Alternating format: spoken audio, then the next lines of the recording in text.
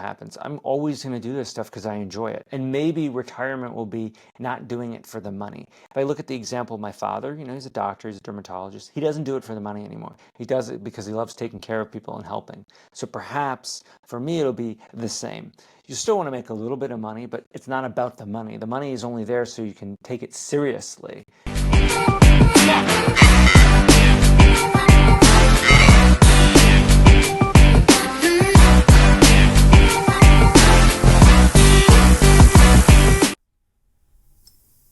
Welcome back to another week of the Messy Middle. We don't have Frank with us. He's actually flying in from Estonia to Italy today because this week is the big Tectalia week for me.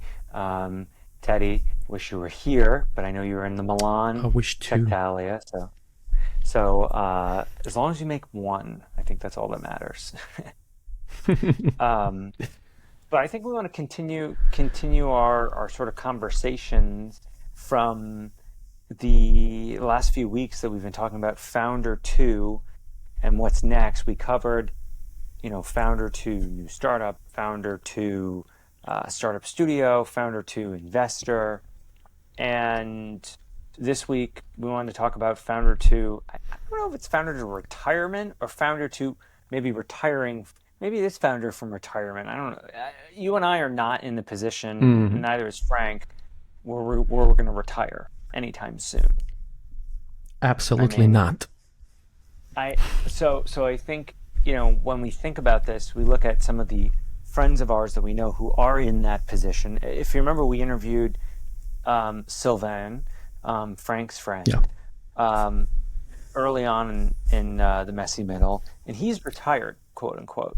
Um, and he didn't sound happy. I think he was too young. I mean, Yeah. I think he was like, just like too tired maybe from his previous experience, and then right, I right. wouldn't, I'm not sure, maybe does he like the term he used, was it retirement, do you remember? Or because I think it's more of a taking a longer break maybe between Maybe something like sabbatical is the actual messy word. middle, sabbatical. Yeah.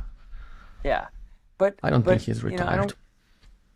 Yeah, there are a bunch of founders though who we know from our post-exit founder group who effectively are retired.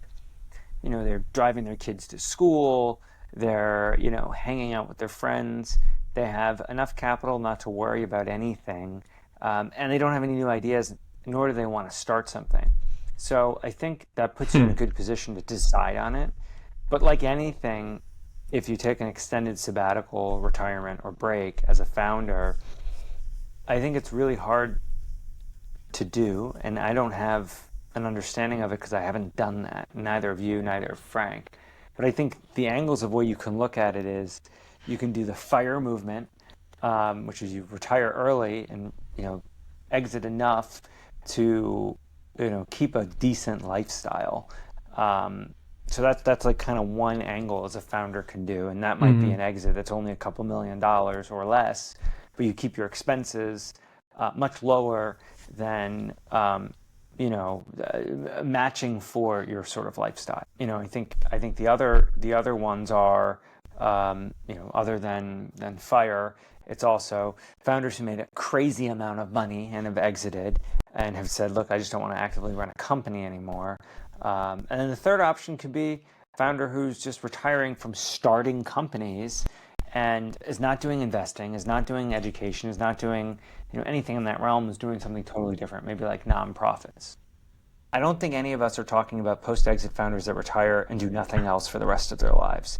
I think I Yeah. kind of referenced that in one of our earlier conversations where like there was a couple of founders that are famous founders that did that or they stepped back and they either ended up dying like very kind of bad sort of endings for them, um, or you've never heard from them again. But I think it's rare to find the ones that retire young, and I say young like under 50.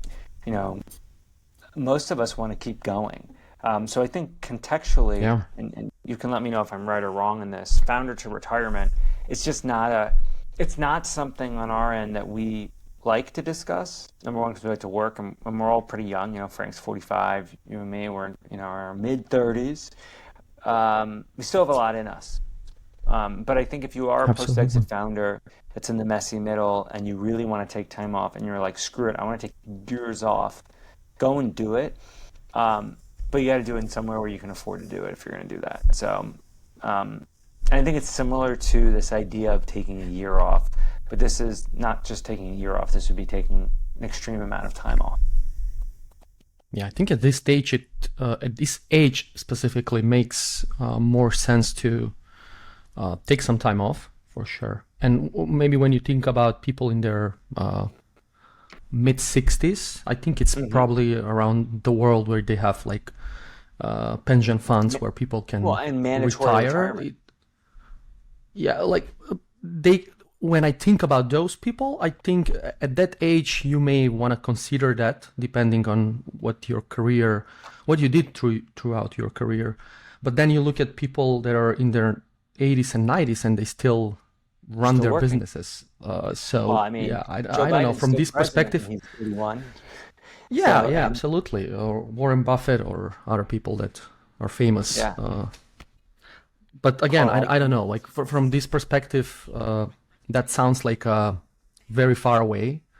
But Well, I it wanna is. define like for you, what would be the retirement? Like what does it mean for you to retire if you are, I think I for don't know. me, Let's say your retirement is, criteria is to make some kind of money, like a few money, whatever. Do you have any amount in mind or any target that you want to hit before thinking about retirement even?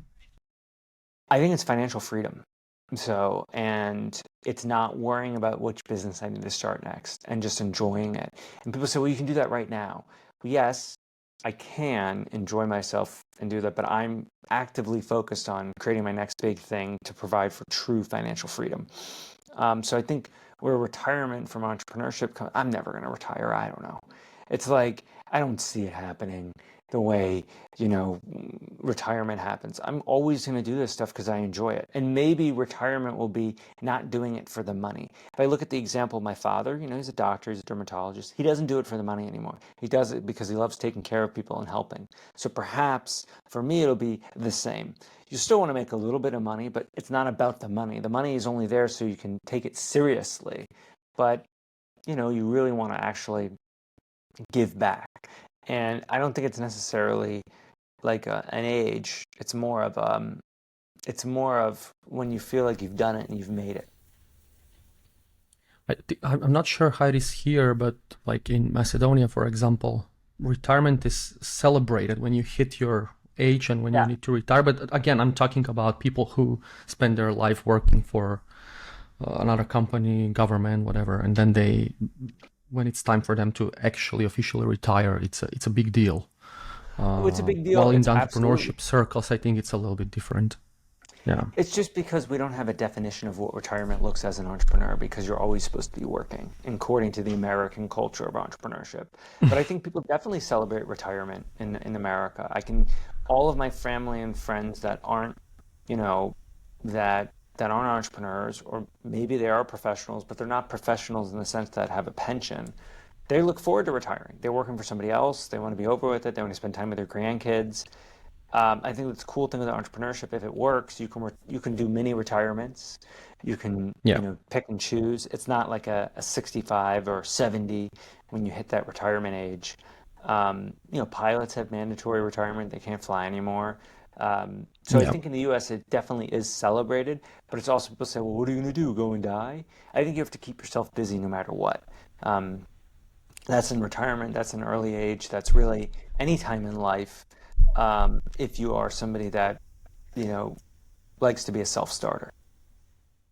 Do you That's have kind any of my idea on views what on it. you, yeah, what you're gonna do like in the future once you, I don't know, maybe things will change and you will decide to like retire? Any types like of activities that you could potentially do? I don't know, people do gardening or they, I don't know, And they gardening sounds like completely fun. change to something So my else, dad, my dad, woodwork. I'm referencing my dad because it's the closest to me of somebody who's like quote unquote in that retirement age.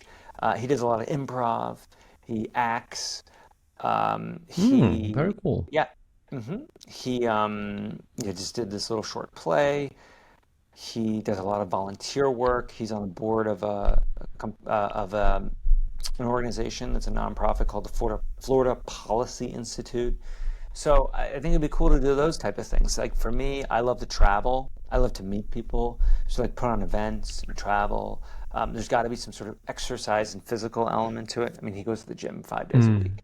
So like I think you maintain your lifestyle, but again, the focus is not on achieving a financial outcome, which I think you and I, our focus is not just financial, but it really is financial because we live in a capitalistic society. Yeah.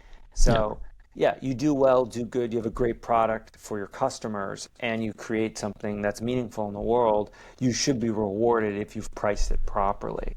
Um, Yeah. so I mean that's my views um, I think what's interesting is you're in the States now and seeing the States from Macedonia versus Macedonia, you're just not interacting with people that are more, in the zone of being like, look, I've got my state pension, I'm good. Well, New York State, I mean, has fantastic state pensions, but like I got my pension, I Hmm. retired at 65, I'm collecting my Social Security. We just don't hang out with those, with that crowd as much because we're in tech, right? Like tech is not Exactly. even structured that way. The only time you ever get a big payout like that and have like guaranteed retirement is if you go work at one of the one of the fangs or whatever they're calling them these days. Yeah. Yeah. True. Yeah. So I mean, like, Cool. there's not much we can cover on the retirement side, but Hmm. I think we did a good job. Um, I'm in Italy. You're in New York. Frank's coming to Italy today. I've got Tectalia this week. I think the cool thing that we can cover is a little bit of our passion projects. You have the sock brand in Macedonia as a side Yeah. project. I've got Tectalia here. Frank has probably something that he hasn't even told us yet, some robot project or something. But I Just working think on that's robotics and stuff. yeah, I think those are our little projects that make us happy and provide some income as well. Like we don't do anything just for free, and I think we structure it as a business. But why I'm referencing is that like that's kind of like I don't want to say a mini retirement, but that could be what we could do in our retirements. Obviously not say like you want to run a clothing brand. Maybe you do. I don't know. Yeah. Yeah. No, it's important to have this like passion projects in parallel to your main type of work because it feels like a Absolutely. rest from the work, so kind of Yeah. retirement in that Yeah. sense, where you switch your mindset to something completely different from tech to events or clothing or whatever Frank does at his time. Frank needs to like tell us next week what he does. So, Oh, he did uh, the sailing thing, right? oh, He's that's like, right. He did sailing for yeah, 10 days. So that's his new thing. yeah. So yeah, so I think like look, it's going to be almost a year that we're doing the podcast in November. I also think this is a passion project for us. Oh, true. Yeah. And it costs us a little bit of money per month, but again, it's still cheaper than the therapy.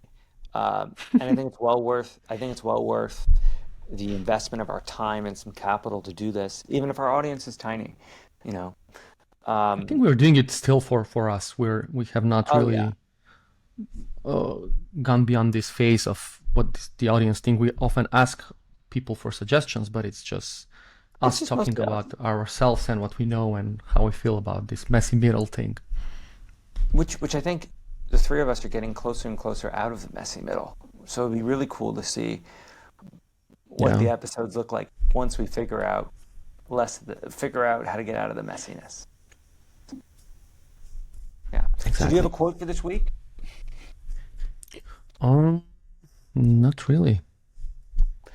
I can't do a quote from this book. This is like my friend's favorite. My friends. This is my favorite. One of my favorite childhood books, Goodnight Moon, and the other one's Little Prince. Hmm. I can't open it because we're giving it to our friends who own the hotel here, their son. Um, but maybe I can find a little quote from Goodnight Moon. It's it's a children's book, but it's still good. Uh, good night, stars.